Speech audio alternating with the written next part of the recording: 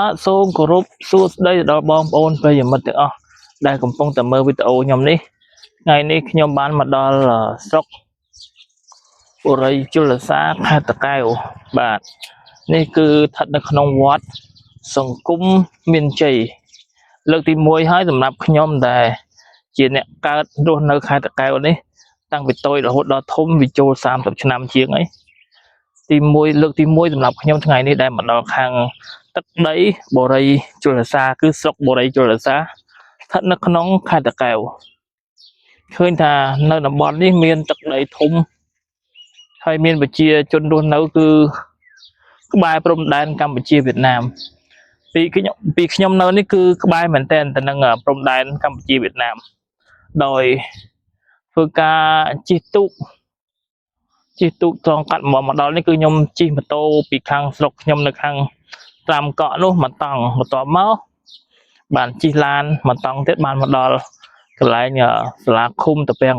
7ជិះទូកប្រហែលជា10នាទីជាងបានមកដល់នេះថ្ងៃនេះគឺខ្ញុំមកជាមួយនឹងក្រុមការងារផ្នែកថតរូបថតសម្អាងការរបស់កូនកំមុំកូនកំលោះដែលគាត់មានផ្ទះនៅខាងស្រុកបុរីជលសាខេត្តតាកែវនេះអញ្ចឹងខ្ញុំឃើញថានៅខាងនេះគឺមានបងប្អូនប្រជាពលរដ្ឋគាត់ធ្វើការដាំដុះតងទៅនឹងស្រូវគេហៅស្រូវប្រាំងគឺមានទិដ្ឋភាពខៀវខ្ចីស្រងាត់មែនទែនខ្ញុំស្រឡាញ់ទឹកដីនេះព្រោះវាស្អាតអញ្ចឹងខ្ញុំនឹងដាក់វីដេអូជាដ្រូនដែលខ្ញុំសុំពីខាងបងប្រុសដែលគាត់ជាក្រុមប្រធានក្រុមការងារថតសម្អាងការនេះគឺគាត់បានហោះដ្រូនមកជុំវិញនឹងឃើញទិដ្ឋភាពស្អាតមែនទែនខ្ញុំក៏ឆ្លៀតឱកាសហ្នឹងគឺជាទម្លាប់ខ្ញុំចូលចិត្តធ្វើវីដេអូផ្សេងដែលប្រម៉ូទអំពីខេត្តនិងស្រុកដែលជាខេត្តស្រុកកំណើតរបស់ខ្ញុំផ្ទាល់បាទខ្ញុំនឹងព្យាយាមធ្វើវីដេអូជាច្រើនដែលអំពីការរៀបរាប់និងការអភិវឌ្ឍទេសភាពឬក៏សម្រស់របស់ស្រុកភូមិខ្ញុំមិនថាជាស្រុកខ្ញុំឬក៏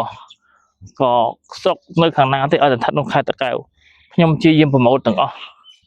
តទៅមុខទៅខ្ញុំនឹងមានទៅខាងគេផ្សេងដែរដូចជាខេត្តផ្សេងអញ្ចឹងណាតែថ្ងៃនេះខ្ញុំចង់មកនិយាយទៅនឹងស្រុកបុរីជលសាស្ថិតនៅក្នុងខេត្តតាកែវនេះពីខាងស្រុកខ្ញុំត្រាំកក់នោះមកដល់នេះប្រហែលជាធ្វើដំណើរ60គីឡូបានមកដល់ពីខាងត្រាំកក់មកដល់ទីរួមខេត្ត12គីឡូមកដល់ពីទីរួមខេត្តមកដល់ខាងកន្លែងខ្ញុំឈរនេះគឺចំណាយពេលជិះប្រហែលជាទុំជិត1ម៉ោងទៀតព្រោះដីចូលជា50គីឡូបាទបងប្អូនទុំចប់កម្មវិធីចឹងហើយសក់ក្បាលរៀងញ៉ៃរហូតធ្វើខ្លួនស្អាតទេព្រោះចង់និយាយថាវ័យវាកាន់តែចាស់ហើយចឹងសម្រស់វាកាន់តែធ្លាក់ដែរ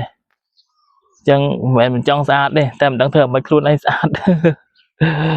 អញ្ចឹងបន្ទាប់ពីបាននៅនេះបានមកយប់3ថ្ងៃមិញយើងគេនៅក្នុងរោងបុណ្យរោងការជាមួយក្រុមការងារអញ្ចឹងឃើញថានៅនេះខែប្រាំងចេះវាមានមូសដែរមូសច្រើនពេកដែរអាកាសធាតុត្រជាក់គឺគេលក់ស្រួលបាទមើលខ្មោចហើយត្រូវជិះទូកទាំងយប់ទៀត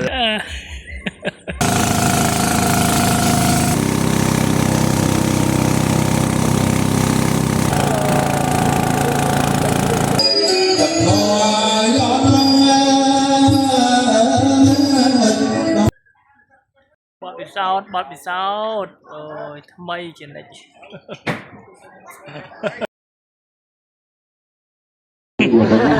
ការយប់នេះសន្មតថាចប់ត្រឹមនេះ